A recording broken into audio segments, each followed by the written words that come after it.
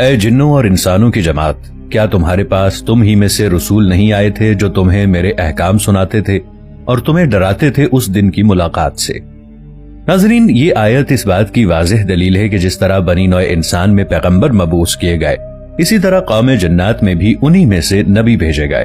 دوستو، جنات کو آگ کے شعلوں سے پیدا کیا گیا۔ جنات علم، ادراک اور صحیح و غلط میں فرق کرنے کی صلاحیت رکھتے ہیں۔ جنات کو انسانوں کی طرح احکام اور فرائض دیے گئے ہیں اور وہ ایک خاص شریعت پر چلتے ہیں۔ انسانوں ہی کی طرح جنات کا بھی جزا اور سزا اور حساب و کتاب ہونا ہے، اور ان میں سے ایک گروہ مومن جبکہ دوسرا گروہ کافر ہے۔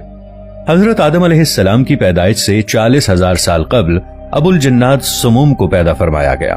سموم تمام جنات کا باپ کہلایا۔ اللہ نے اسے آگ کے شعلوں سے پیدا فرمایا تھا، جبکہ کچھ علماء نے لکھا ہے کہ سب سے پہلے جن کا نام معارج تھا۔ اللہ تعالیٰ نے فرمایا کہ اے ابو الجن، کیا تیری کوئی آرزو ہے؟ تو اس نے کہا کہ میری تمنا یہ ہے کہ ہم سب کو دیکھ سکیں لیکن ہمیں کوئی نہ دیکھے، اور میری نسل کے جنات ہمیشہ جوان رہیں۔ اللہ نے اس کی یہ تمنا پوری فرما دی، لہٰذا جنات ہر مخلوق کو دیکھ سکتے ہیں لیکن دوسرے لوگ انہیں نہیں دیکھ سکتے، اور جب وہ مرتے ہیں تو زمین میں غائب ہو جاتے ہیں، اور ان کا بوڑھا بھی جوان ہو کر مرتا ہے، یعنی انہیں بچے کی طرح کم عمری میں لوٹا دیا جاتا ہے۔ پھر اللہ نے اس کی بیوی مرجا کو پیدا فرمایا۔ ان دونوں کے تعلق سے ایک لڑکا اور ایک لڑکی کی پیدائش ہوئی۔ کچھ عرصے بعد ان کے بھی لڑکے اور لڑکیاں ہوئیں۔ اس طرح ان کی تعداد بڑھتی چلی گئی اور 70,000 کے قریب پہنچ گئی۔ لہٰذا اللہ نے ان پر قانون نافذ کر دیا، اور پھر وہ جوڑوں، خاندانوں اور قبیلوں کی شکل میں رہنے لگے۔ جب جنوں کی نسل میں اضافہ ہوا تو اللہ نے انہیں رتبوں کے اعتبار سے زمین، ہوا اور پانی میں آباد کر دیا۔ جب وہ زمین میں آباد ہوئے تو ایک مدت تک اللہ کی عبادت کرتے رہے، پھر وقت گزرنے کے ساتھ انہوں نے اللہ کی نافرمانی شروع کر دی اور زمین میں خون خرابہ اور فساد پھیلانے لگے۔ ان کا ایک بادشاہ تھا جس کا نام یوسف تھا۔ اللہ نے یوسف جن کو نبوت کے عہدے پر فائز کیا تاکہ قوم جنات کو ہدایت ملے۔ یہ جنوں کی قوم میں بھیجے گئے پہلے نبی تھے۔ جب انہوں نے اپنی قوم کو دعوت حق دی تو جنوں نے انہیں قتل کر ڈالا، لہٰذا اللہ نے بطور سزا دوسرے آسمان کے فرشتوں کا ایک لشکر بھیجا۔ اس لشکر کا نام لشکر جن تھا۔ ان میں ابلیس بھی تھا جو 4,000 جنوں کا سردار تھا۔ چنانچہ وہ لشکر آسمان سے اترا اور روئے زمین کے تمام جنوں کو نکال دیا اور انہیں زمین سے جلا وطن کر دیا اور دریاؤں جزیروں میں بھگا دیا گیا۔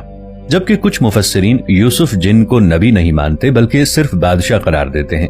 ان کے نزدیک اللہ نے جنات میں پہلے جن پیغمبر حضرت عامر بن عمیر بن حجان کو جنوں کی ہدایت کے لیے بھیجا تھا۔ ان میں سے کچھ اسرائیلی روایتیں ہیں جن پر علماء کا اتفاق نہیں ہے۔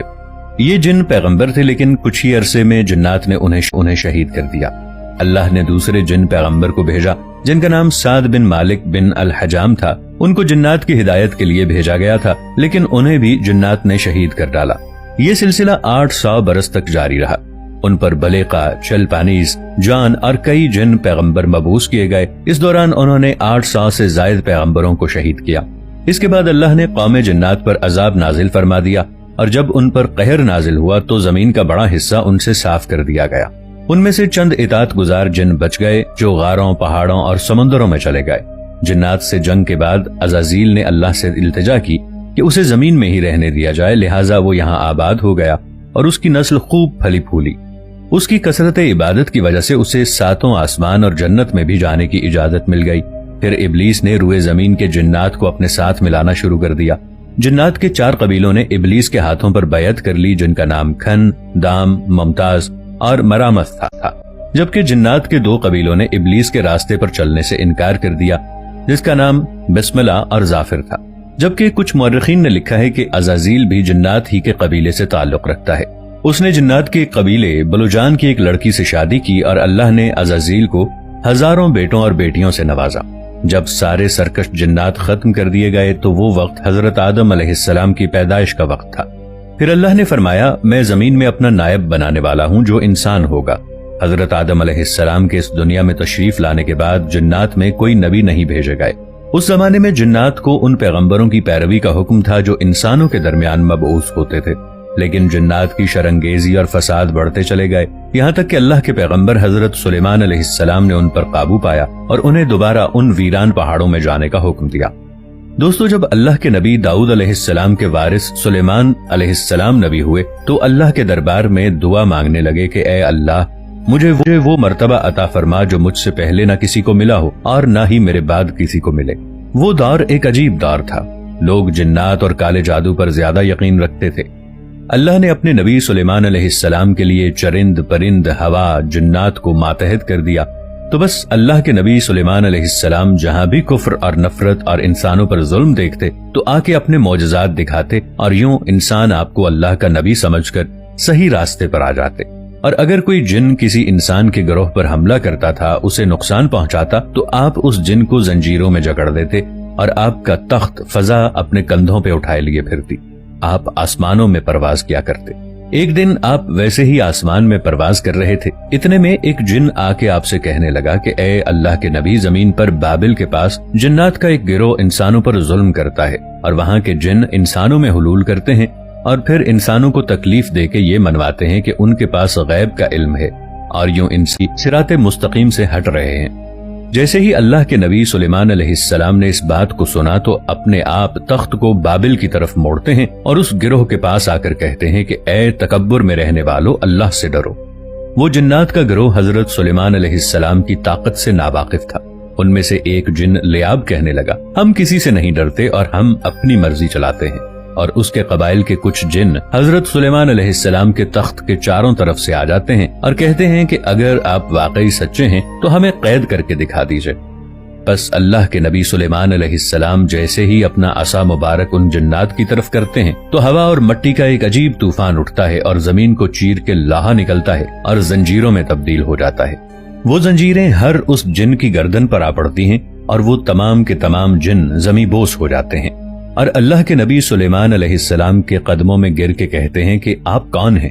آپ نے فرمایا کہ میں اللہ کا نبی داؤد کا بیٹا سلیمان ہوں، اور اللہ نے مجھے اس زمین پہ امن اور سلامتی کے لیے منتخب کیا ہے۔ اے گروہ جن، خبردار ہو جاؤ، اس زمین پر فساد نہ پھیلاؤ ورنہ اللہ کا عذاب تم کو فنا کر دے گا۔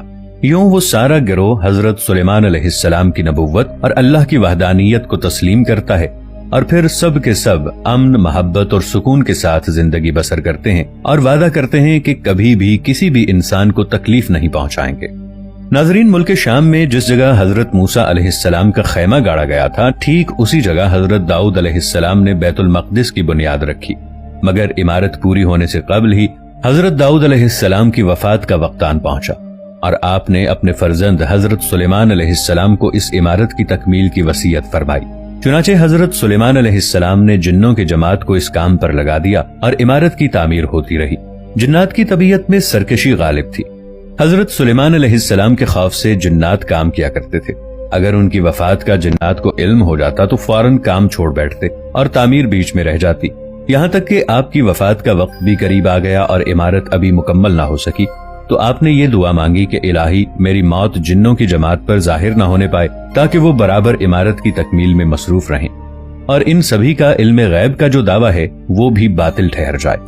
یہ دعا مانگ کر آپ محراب میں داخل ہو گئے اور اپنی عادت کے مطابق اپنی لاٹھی ٹیک کر عبادت میں بیٹھ گئے، اور اسی حالت میں آپ کی وفات ہو گئی۔